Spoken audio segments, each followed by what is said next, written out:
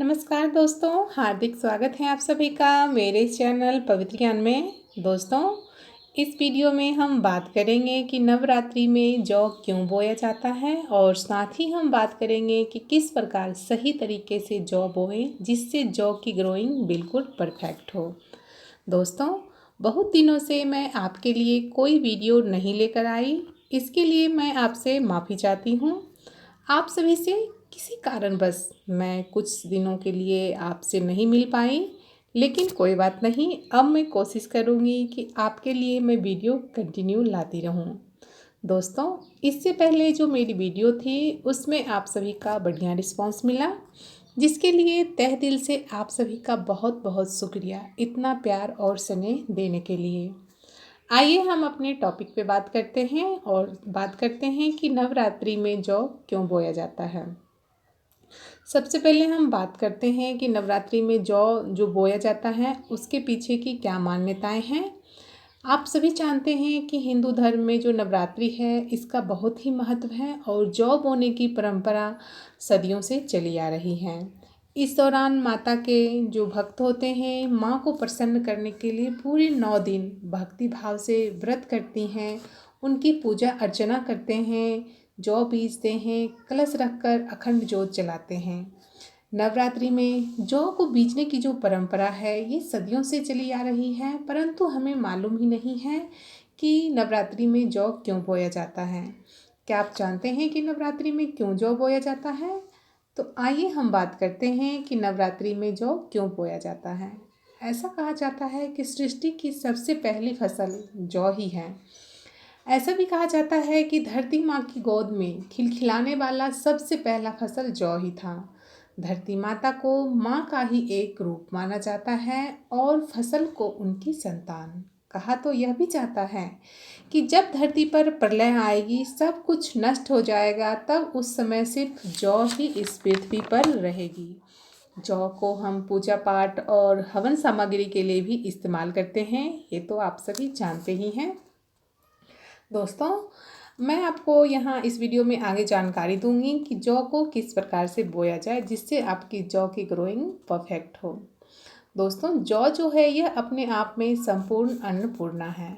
यदि आप जौ बो रहे हैं तो इस बात का आप ध्यान रखें कि जौ आप जब भी बोएं तो कुछ बातों में आगे आपको बताऊंगी, उसका आपको ख्याल रखना है। दोस्तों, वहीं अगर हम वैज्ञानिक कारण की बात करें कि क्यों जौ बोया जाता है नवरात्रि में, तो आप कलश रखते हैं और कलश में जल भरते हैं।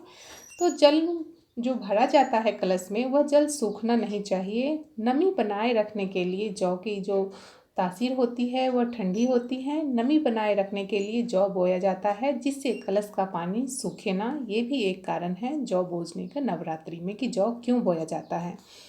दोस्तों, आइए अब हम बात करते हैं कि नवरात्रि में जौ किस प्रकार सही तरीके से बोया जाए जिससे जौ की ग्रोइंग बिल्कुल अच्छी और परफेक्ट हो। यदि आप जौ बो रहे हैं नवरात्रि में तो एक दिन पहले है, यानी कि यदि आप संडे को बो रहे हैं जौ, तो शनिवार के रात में ही जौ को फूलने दे दें।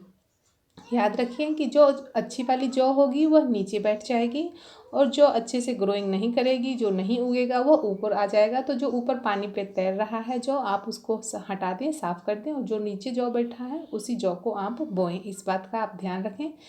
मिट्टी का एक बर्तन लें और उसमें जो जो मिट्टी आप ले रहे हैं वह मिट्टी रखें। याद रहे कि मिट्टी आधी ही होनी चाहिए उसमें।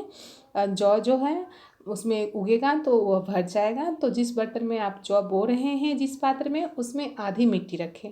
मिट्टी का चुनाव करते समय आप इस बात का ध्यान रखें कि मिट्टी आप हल्की लें। अब आप कहेंगे कि किस प्रकार हम जानें कि ये मिट्टी हल्की है, तो वैसे मिट्टी का चयन करें जिसमें आप पानी थोड़ा सा भी डालें तो वह पानी जल्दी ही एब्जॉर्ब हो जाए पानी में। इस बात का आप ध्यान रखें। हल्की मिट्टी में जौ की ग्रोइंग बिल्कुल परफेक्ट होती है, बहुत अच्छी होती है।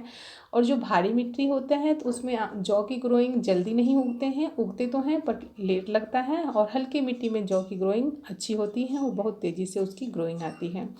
तो आप जौ बोएं तो मिट्टी का ध्यान रखें और जौ को एक दिन पहले ही आप फूलने दे दें। इससे आपकी जो जौ उगेगी वो बहुत ही अच्छी उगेगी। कहते हैं कि अच्छे जौ का उगना अच्छे भविष्य का संकेत देता है। तो आप अपने जौ बहुत ही अच्छी तरीके से उगाएं।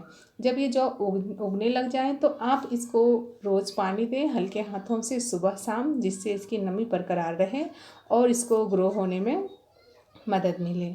तो उम्मीद करती हूँ कि आपको जो मैं तरीका बताई हूँ जौ बोने का, यह आपको पसंद आया होगा और जौ क्यों बोया जाता है नवरात्रि में, इसका भी जवाब आपको मिल गया होगा। तो मिलती हूँ आपसे नेक्स्ट वीडियो में, तब तक के लिए good bye and take care friends.